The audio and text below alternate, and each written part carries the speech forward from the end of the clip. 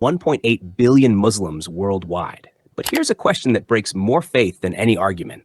If Allah is all-knowing and all-merciful, why did he create Iblis knowing he'd become Satan and drag billions to hell? This single question has destroyed the certainty of countless believers. But when you understand the real answer, it doesn't just restore your faith, it makes you realize Allah's plan is more genius than you ever imagined. Most Muslims think Satan is just some random evil creature trying to ruin their day. Wrong. Dead wrong. Before becoming your worst enemy, Iblis was literally the superstar of worship.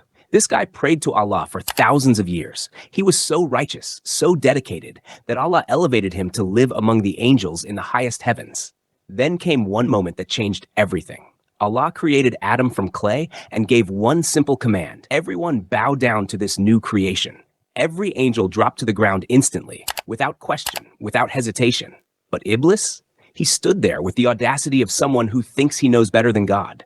I am better than him, he declared.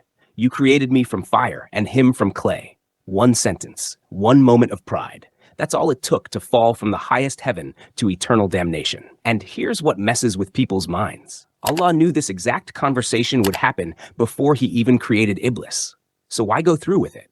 Why create someone destined to become the architect of hell? Here's what nobody talks about in Islamic classes. What most scholars skip over because it's uncomfortable.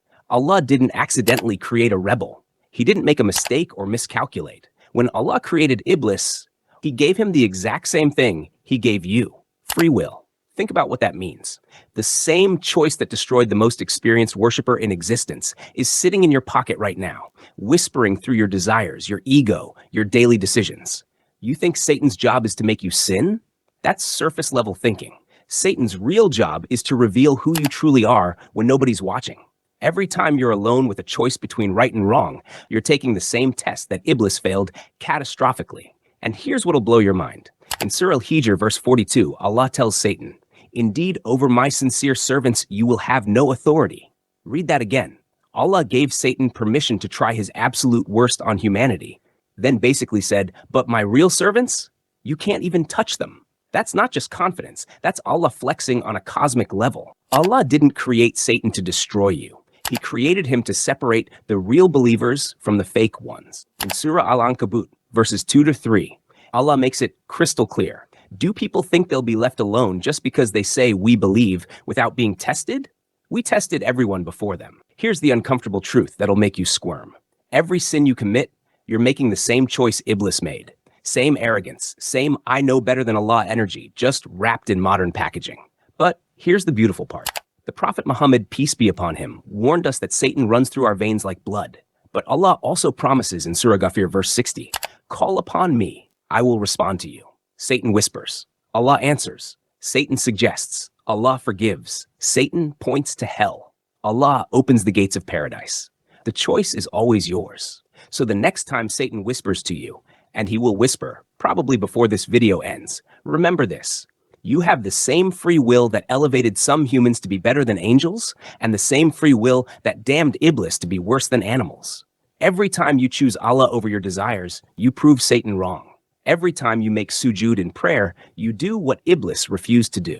Every act of obedience is you passing the test that the most experienced worshiper in history failed. This changes everything about how you should view your daily struggles. That urge to skip prayer? That's your Iblis test. That temptation to lie or cheat? Same test. That moment of pride when you think you're better than others? Congratulations, you just got the exact same question that destroyed Satan. So why did Allah create Satan knowing he'd rebel? Because Allah doesn't want robots worshiping him. He wants believers who choose him even when it's hard, even when Satan whispers that they're too special for submission, even when every part of their ego screams that they know better. The question was never why Allah created Satan. The question is, when Satan whispers to you tomorrow morning, will you make the choice that elevates you above the angels or the choice that drops you below the worst of creation? Your eternity is literally one choice away, every single day. The same God who knew Satan would rebel also knows exactly what you're going to choose. Make him proud.